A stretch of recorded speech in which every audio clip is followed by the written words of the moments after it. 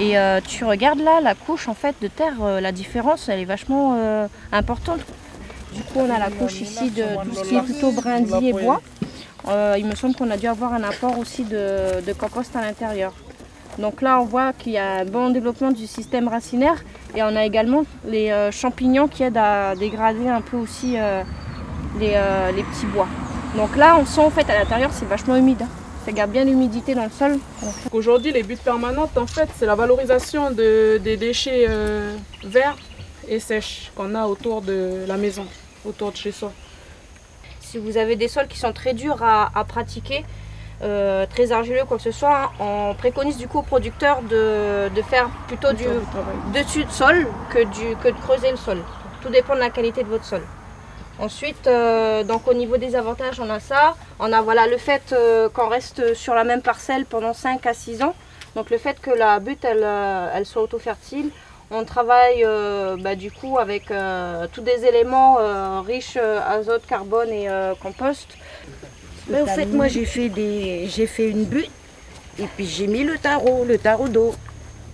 J'ai mis le tarot d'eau parce que le tarot il pousse pas en descendant, il pousse en montant. Donc après, au fur et à mesure, j'ai rajouté de la terre pour repailler.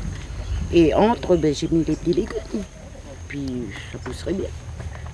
Donc, normalement ici on ne voit pas très bien, mais on a tous des rondins, de gros rondins de bois en fait. Que ce soit décomposés ou pas. Les plus gros rondins peuvent aller à peu près à 30 cm de diamètre. Le système de butte permanente, donc on a vu, a pour but en fait d'avoir un sol fertile pendant 5-6 ans environ. Donc tout en utilisant tous les matériaux qu'on peut trouver autour de notre champ, donc sans forcément utiliser du gros matériel. Donc on travaille avec des producteurs qui ont très peu de moyens et également sans avoir de coûts supplémentaires pour incorporer de la matière organique dans le sol. L'intérêt en fait de ce dispositif butte permanente, vous l'avez compris, c'est aussi de ramener la vie dans les sols. Parce que cette vie, on a eu tendance un petit peu à l'oublier avec les systèmes d'exploitation conventionnels, puisque dans les systèmes d'exploitation conventionnels, on apporte beaucoup de pesticides, beaucoup d'engrais, et aussi on travaille énormément le sol. Et voilà, ces choses en fait, elles ont tendance à défavoriser la vie dans le sol. Ensuite, on va voir d'autres petits organismes qu'on appelle les colamboles, qui sont des insectes primitifs, donc qui ont bien sûr trois paires de pattes et une fourche ici à l'arrière. Donc c'est tout petit, hein, donc il faut une loupe, même plus qu'une loupe pour les voir, qui eux vont avoir tendance à fragmenter encore plus les morceaux. Et puis, ce que j'ai mis en dernier, donc notre ami le ver de terre, qui lui, en fait, va reprendre tous ces petits morceaux et va les redistribuer sur tout le profil de sol.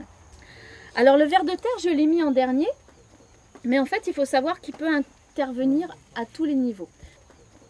Donc la vie du sol a énormément d'importance dans le fonctionnement en fait, du sol, puisque ce sont les organismes qui vont participer à la dégradation de la matière organique. Et donc plein de petits organismes comme les acariens, les colamboles, les yules, mais aussi les vers de terre. Et le ver de terre, lui, il a une action complémentaire dans le sens où, en plus de participer à la dégradation de la matière organique, il va aussi en fait agir sur la structure du sol et il va aussi redistribuer la matière organique. Donc agir sur la structure du sol, c'est-à-dire qu'il va creuser des galeries, donc il va créer une porosité qui va favoriser l'infiltration de l'eau, mais aussi l'aération du sol. Et ensuite, il va redistribuer la matière organique, c'est-à-dire qu'il va chercher de la nourriture en surface, riche en azote, riche en carbone, qui va ensuite après redistribuer dans tout le profil de sol. Donc l'intérêt de favoriser le développement des vers de terre, c'est qu'il va aussi faire le travail mécanique du sol. Donc en fait, il fait le même travail qu'un tracteur.